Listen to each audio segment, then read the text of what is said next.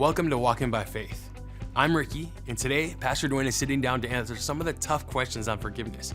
Be sure to like and subscribe and hit the notification bell so you can stay up to date on our latest videos. Let's get started. You talked about the person not being the problem. Yep. Because it's spiritual warfare that we're in. Can you help me understand that thinking? Because if somebody did something against me, that's them. You know what I'm saying? Sure. I mean, that guy cut me off. I know that's him. Yeah.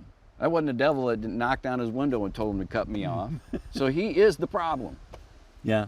And again, it goes back to that hurting people. Hurt people. Hurt people. And it's the devil, ultimately, who is the father of lies. He's the one who comes and tells people those lies. And if we're walking in that attitude, what it really says, I think this is what you're saying, is that you haven't renewed your mind. You're adopting what culture says is right and wrong. Yes. And that's why you know they're the problem, instead of saying, no, my battle is not with flesh and blood. This is an attack. I don't need to get better. I forgive that person. That guy that cut you off, he's probably on the way to the hospital with a pregnant woman in the back seat, and you just don't know it. Yeah. And God bless him and help him get there. And I've started to do that. I used to get angry on the road. I'm much more peaceful when I'm driving now. You know, it's just renewing your mind about that whole situation with unforgiveness and bitterness. The thing that happens when we do not, one of the things, I should say this, that happens when we don't forgive is it hardens our heart. Right? When Jesus is addressed by the Pharisees, can we divorce our wives for just any reason? And Jesus would know in the beginning, God created them male and female, and what God has joined together, let not man separate it. And they said, well, Moses gave us the right to divorce. And Jesus, well, Moses permitted you to divorce your wives because of the hardness of your hearts. Okay? Jesus said, when there's a divorce, there's at least one hard heart. Well, in Ephesians chapter 4, it says, be tenderhearted, forgiving one another. Even as God in Christ forgave you.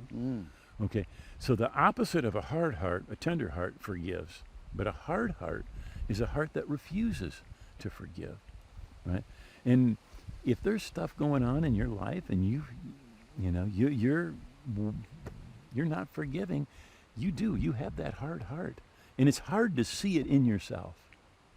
And you really, I think what David said, search my heart and see if there's any wicked way in me.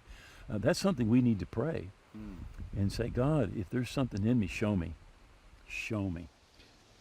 So we make our heart hard, but what you're saying is even if you've made your heart hard, you can make it tender again. Oh, you can make it tender again, absolutely. Man, there's a lot of hope in that. Yes, there is. For those who have walked in bitterness for so long, they've spoiled part of their own life. They're destroying themselves from the inside out. There's hope that they can get a tender heart again. Yeah. Not only towards people, but towards God. Yeah. You may have heard me say this before, but when it comes to marriage, it's impossible to live with somebody 24/7, 365, and not have them say and do something stupid. All right? But if you'll forgive, you'll fall in love with the same person 1,000 times. When you forgive, it just changes everything. It changes everything. And according to Jesus, every divorce has at least one hard heart. Somebody who won't forgive. And when you don't forgive, it's like you put those colored glasses on and you just don't see all the great things that drew you to that person in the beginning and the great qualities they have. If you're interested in hearing the full conversation, it's right here. And if you're interested in a relationship with Jesus, click on this video right here, or contact us by hitting the link in the description. We'll see you again next time. Until then, be blessed.